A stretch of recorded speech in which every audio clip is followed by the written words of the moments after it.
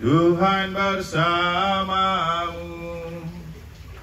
dan bersama rohmu. Inilah Injil suci menurut Lukas. Dimuliakanlah Tuhan.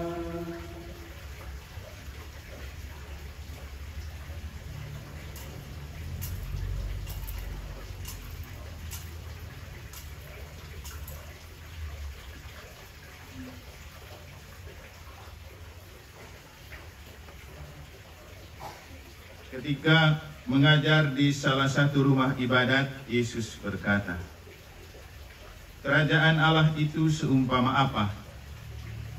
Dengan apakah aku akan mengumpamakannya? Kerajaan Allah itu seumpama biji sesawi yang diambil dan ditaburkan orang di kebunnya. Biji itu tumbuh dan menjadi pohon, dan burung-burung di udara bersarang di ranting-rantingnya." Dan Yesus berkata lagi, "Dengan apakah aku akan mengumpamakan kerajaan Allah?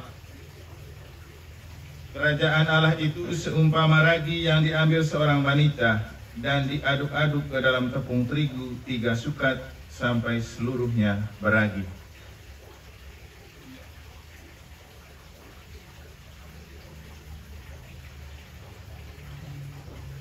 Demikianlah sabda Tuhan. Terpujilah Kristus.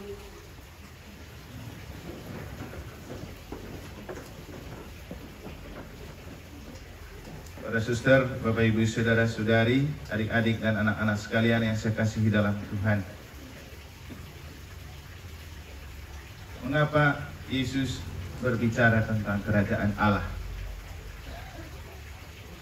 Tentu ini adalah kalender liturgi, tetapi apa yang ditampilkan dalam setiap bacaan kalender liturgi selalu memberikan jawaban untuk kenyataan yang sedang kita alami. Kalau mau jujur, kita itu sedang berada di dunia yang membuat orang lupa dengan kerajaan Allah.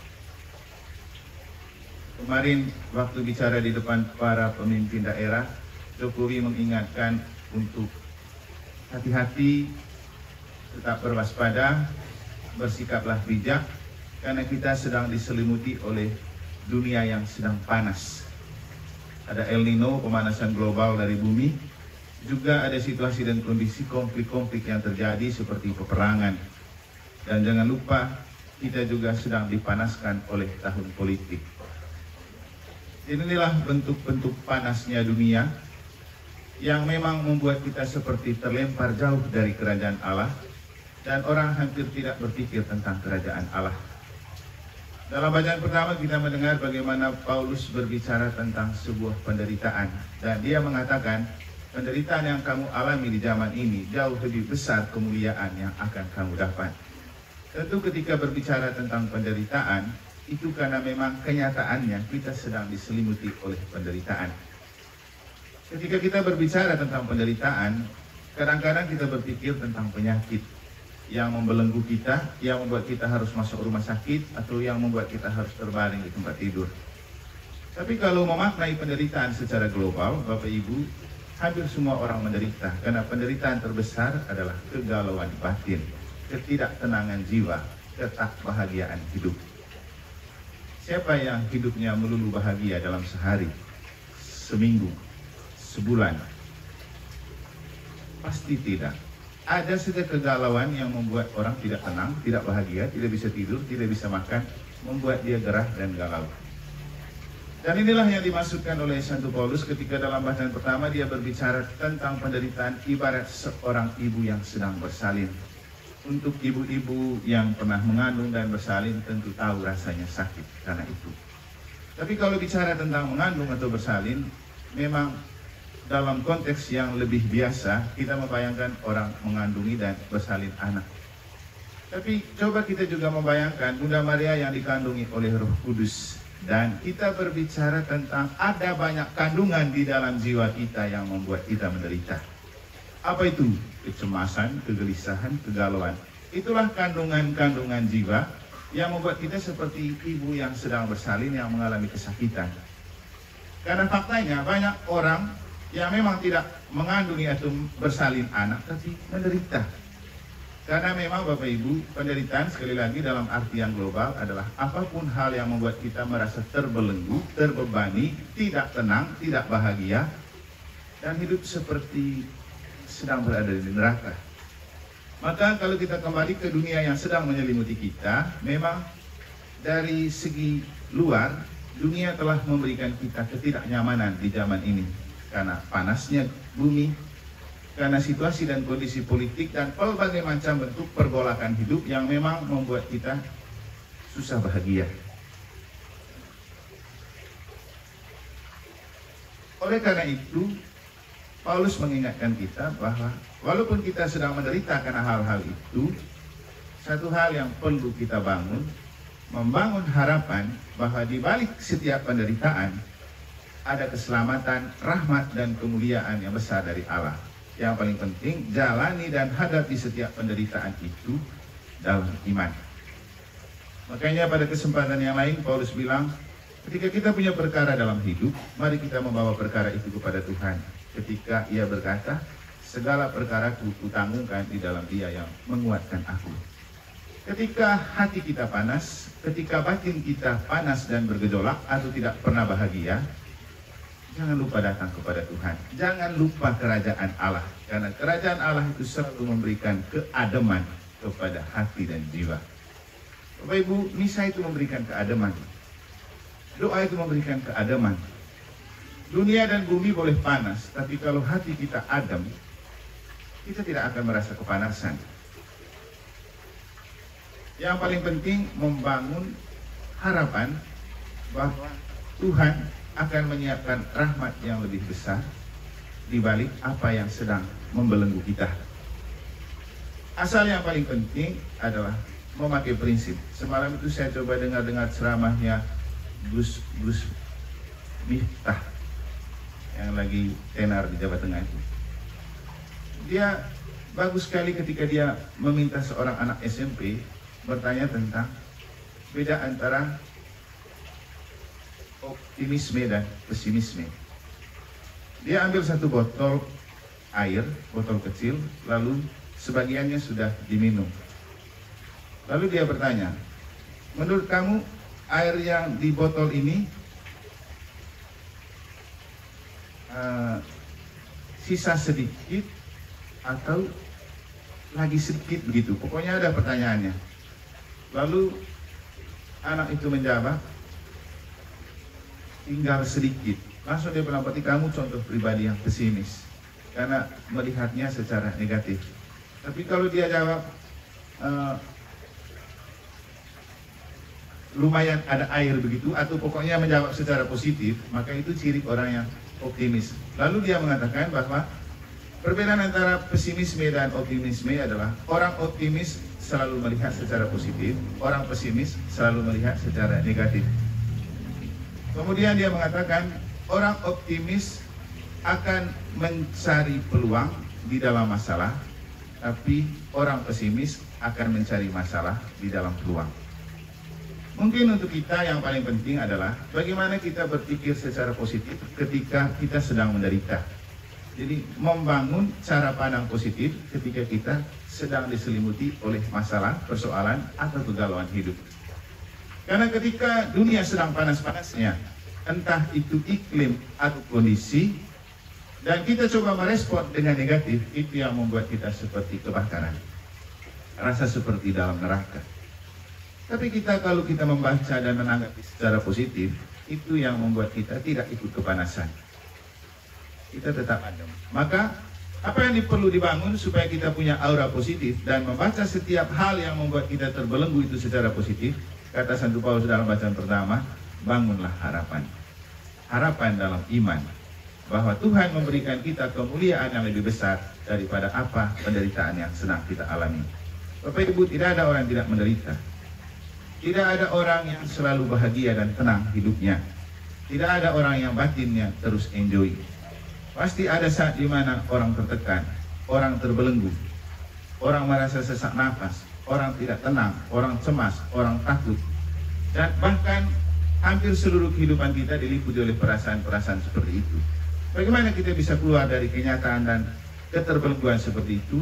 Bangunlah harapan dalam iman, bahwa di balik penderitaan apapun yang kita alami, Tuhan sudah menyiapkan rahmat yang berlimpah. Mungkin kita perlu ingat ketika dalam salah satu jalan salib ada perhentian yang mengatakan tidak ada derita tanpa arti bagi orang yang percaya. Saya sudah 2 malam ini, kalau dilihat secara dari segi penderitaan, tidurnya larut malam terus, dan itu rasanya membelenggu karena harus mereka ulang semua para sinode itu untuk urusan.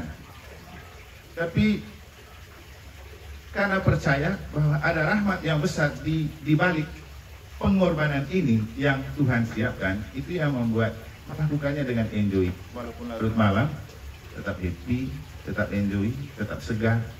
Karena ada harapan yang dibangun di balik apa yang sedang membingkai, bahkan membuat kita merasa hidup itu terkekang. Jadi itu yang dimaksudkan oleh Santo Paulus. Kemudian ketika Yesus berbicara tentang kerajaan Allah, itu adalah sinyal untuk mengingatkan kita, Bapak Ibu, sesibuk-sibuknya apapun kita di dunia, jangan lupa kerajaan Allah. Pekerjaan akan membuat kita stres, untung kalau selesai tepat waktu. Tapi tidak ada pekerjaan yang tidak menumpuk. Setiap hari pasti bertumpuk-tumpuk pekerjaan. Itu yang membuat kita terbebani, seperti orang yang dikungkung oleh pekerjaan dan hidup lalu tidak bergairah hanya karena kita memikul banyak pekerjaan dan persoalan. Coba tarik nafas sedikit, berpikir tentang kerajaan Allah. Jangan terlalu berkutat dengan pekerjaan. Coba misa sedikit sesekali, pergi doa rosario sedikit sesekali. Karena kalau kita melihat secara positif dalam iman, Bapak Ibu, kita misa itu untuk refreshing. Kalau kita tidak percaya misa itu sebuah kesempatan untuk kita refreshing, memang kita tidak dapat apa-apa. Masa Anda tidak jenuh dengan pekerjaan, tidak jenuh selalu ada di rumah? Saya rasa secara positif kalau mau dilihat, musim bulan Rosario itu kesempatan membuat kita banyak refreshing. Karena tidak terus berkutat dengan pekerjaan di rumah, pekerjaan di kantor, atau pekerjaan di tempat kerja. Kita diberikan sedikit kesempatan untuk bertemu orang lain, bercengkerama, bercerita, tertawa, dan itu kesempatan untuk refreshing. Jangan menyia-nyiakan kesempatan itu. Karena kalau tidak, kita akan gampang cepat kelihatan tua. Tidak akan terlihat segar. Dan untuk apa kita hidup dengan dibelenggu oleh hal-hal seperti itu? Jadi jangan lupa berpikir tentang kerajaan Allah. Yesus memang agak susah menjelaskan kerajaan Allah, makanya dia memakai banyak perumpamaan. Dan dalam Injil hari ini dia memakai 2 perumpamaan seperti ini. Kerajaan Allah itu seperti benih yang ditaburkan, bertumbuh dan berkembang menjadi pohon, dan pohon itu kemudian berguna untuk orang, untuk burung-burung bisa bersarang. Nah, pohon. Ketika dunia sedang panas, pohon adalah penyelamat. Dia memberikan perlindungan, kesejukan. Kita manusia, kadang karena tidak menghargai alam dan tidak menghargai pohon, kita lupa dia memberikan kita keteduhan. Coba lihat burung-burung, mereka tidak pernah kepanasan, karena mereka berlindung di pohon. Yang mau dikatakan oleh Yesus adalah, ketika kita menjadi benih kerajaan Allah, nanti Tuhan akan membuat kita menjadi pohon, dan pohon artinya dia yang memberikan orang keteduhan, kenyamanan, ketenangan. Seperti pohon-pohon yang kita punya, memberikan kita kesejukan, juga burung-burung pergi bersarang di hadapannya. Kita itu bisa menjadi pribadi yang ketika orang lagi gerah dan panas, kehadiran kita memberikan dia rasa adem. Misalnya ketika lagi stres-stres, tiba-tiba kita muncul, kita menyapa, kita tersenyum, itu bisa membuat orang lupa stres, bisa membuat orang bahagia. Tapi tidak akan pernah kita menikmati itu kalau kita terus ada di rumah, terus berkutat dengan pekerjaan. Bertamu dong ke orang, ngobrol dong dengan orang. Dan kesempatan doa rosario itu kesempatan terbaik untuk kita berbagi cerita, berbagi pengalaman, bisa tertawa, bisa tersenyum, Kan itu bagus untuk keceriaan. Apalagi kalau sudah kumpul-kumpul, kita datang dengan kita punya kekuatan rohani kah, dengan aura yang baiklah, karena sudah ada roh Tuhan bekerja di dalam. Mungkin kehadiran kita membuat orang, saya suka kalau ketemu dengan dia, adem rasanya. Itulah yang dimaksudkan Tuhan menjadi pohon kerajaan Allah. Nah, kita sebagai murid-murid Yesus, mampukah kita menjadi pohon yang memberikan rasa adem kepada orang ketika dia lagi kepanasan dalam hidup? 2 minggu lalu, ketika teman-teman Gua Mesu sudah datang ke sini, mereka rame-rame chat, dan ketuanya mengatakan, Romo senang sekali kami bisa berjumpa dengan Romo di sana, mendengar Romo berkhotbah, pokoknya melihat keceriaan Romo. Kami bahagia datang ke sana.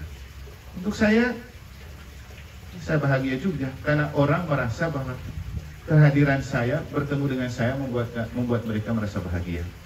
Kemarin saya terima beberapa anak PM KRI, 6 orang yang mau datang ketemu Bupati. Mereka datang dan mereka nginap di sini. Saya kasih makan. Mereka pulang, mereka senang. Karena mereka merasa satu-satunya pastoran yang bisa terima kami itu cuma di Romo saja. Dan mereka menikmati tempat ini. Sampai sore baru mereka pulang. Mereka bilang, Romo di sini segar, adem. Kami istirahat saja dulu sini sebelum pulang. Nah, silakan kamu menikmati. Apa yang ada kamu makan. Jadi itulah yang dimaksudkan dengan menjadi pohon bagi sesama.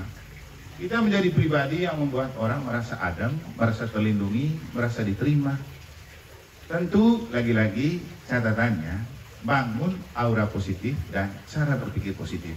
Kalau Anda pasti tidak suka dengan Romo, tidak akan pernah Anda menemukan kenyamanan dalam hidup, kan gitu.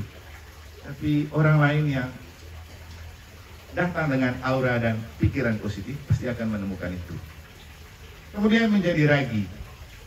Ya, ragi itu seperti sebuah adonan yang sangat penting untuk membuat tepung terigu itu berguna sebagai sebuah makanan yang enak. Dengan kata lain, sama saja artinya. Menjadi benih kerajaan Allah artinya membuat kita menjadi pribadi yang membuat orang merasa enak gitu. Senang bertemu dengan kita, senang berjumpa dengan kita, senang berbincang-bincang dengan kita. Dan Bapak Ibu, ini bukan pekerjaan yang mudah juga. Karena rasa bahagia dan rasa tenang orang untuk berjumpa dengan kita memang sangat tergantung pada karakter yang kita miliki, tapi juga sangat bergantung pada bagaimana roh Tuhan bekerja di dalam diri kita. Itu jauh lebih penting.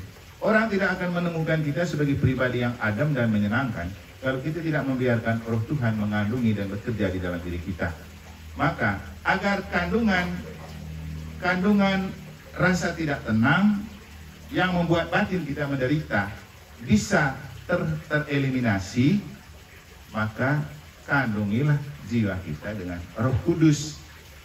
Kalau Roh Kudus sudah mengandungi jiwa kita, seperti apapun bentuk penderitaan kita, tidak akan membuat kita kepayahan. Kita masih bisa tersenyum. Kalau Roh Tuhan sudah bekerja di dalam diri kita, seberat apapun pekerjaan, segalau apapun batin dan kenyataan hidup, nanti Tuhan akan tetap membuat kita enjoy.